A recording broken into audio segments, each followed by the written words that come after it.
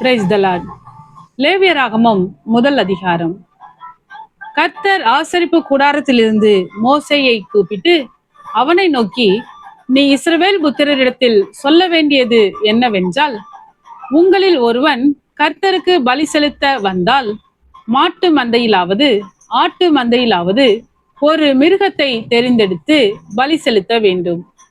அவன் செலுத்துவது மாட்டு மந்தையிலிருந்து எடுக்கப்பட்ட சர்வாங்க தகன பலியானால் அவன் பழுதற்ற ஒரு காளையை செலுத்துவானாக.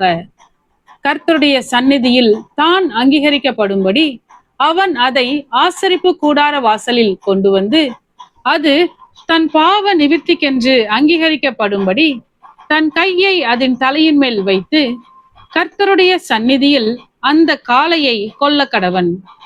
அப்பொழுது ஆரோனின் குமாரராகிய ஆசாரியர்கள் அதன் இரத்தத்தை எடுத்து அதை ஆசரிப்பு கூடார வாசலில் இருக்கிற பலிபீடத்தின் மேல் சுற்றிலும் தெளிக்க கடவர்கள்.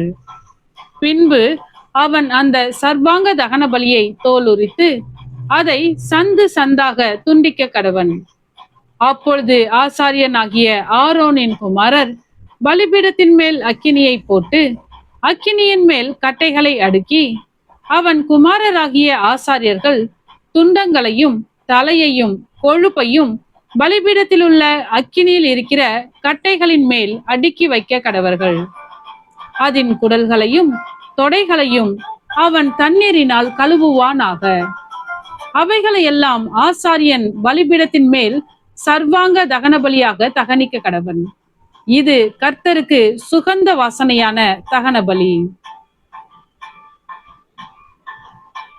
அவன் செலுத்துவது செம்மறியாட்டு மந்தையிலுள்ள ஆடுகளிலாவது வெள்ளாட்டு மந்தையிலுள்ள ஆடுகளிலாவது எடுக்கப்பட்ட சர்வாங்க தகன பலியானால் பழுதற்ற ஒரு கடாவை கொண்டு வந்து கர்த்தருடைய சந்நிதியில் பலிபீடத்தின் வடபுறத்தில் அதை கொல்ல கடவன்.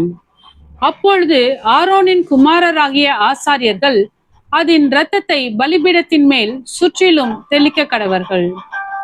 பின்பு அவன் அதை சந்து சந்தாக துண்டித்து அதன் தலையையும் கொழுப்பையும் கூட வைப்பானாக.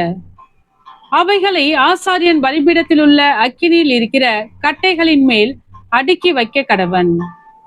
குடல்களையும் தொடைகளையும் அவன் தண்ணீரினால் கழுவுவானாக. அவைகளை எல்லாம் ஆசாரியன் கொண்டு வந்து பலிபீடத்தின் மேல் தகனிக்க கடவன். இது சர்வாங்க தகன பலி. இது கர்த்தருக்கு சுகந்த வாசனையான தகன பலி. அவன் கர்த்தருக்கு செலுத்துவது பறவைகளில் இருந்து எடுக்கப்பட்ட சர்வாங்க தகன பலியானால் காட்டு புறாக்களிலாவது புறா குஞ்சுகளிலாவது எடுத்து செலுத்த கடவன். அதை ஆசாரியன் பலிபீட தண்டையில் கொண்டு வந்து அதன் தலையை கிள்ளி பலிபீடத்தில் தகனித்து அதன் இரத்தத்தை பலிபீடத்தின் பக்கத்தில் சிந்தவிட்டு அதன் இறைப்பையை அதன் மலத்தோடு கூட எடுத்து அதை பலிபீட தண்டையில் கீழ்ப்புறமாக சாம்பல் இருக்கிற இடத்திலே எரிந்துவிட்டு பின்பு அதன் செட்டைகளுடன் அதை இரண்டாக்காமல் பிளப்பானாக. பின்பு ஆசாரியன் அதை பலிபீடத்தில் உள்ள அக்கினியில் இருக்கிற கட்டைகளின் மேல் தகனிக்க கடவன். இது சர்வாங்க தகன பலி. இது கர்த்தருக்கு சுகந்த வாசனையான தகன பலி. ஆமென். பலியை பார்க்கிலும் கீழ்ப்படுதலும் ஆட்டுக்கடாக்களின் இனத்தை பார்க்கிலும் செவி கொடுத்தலும் உத்தமம்.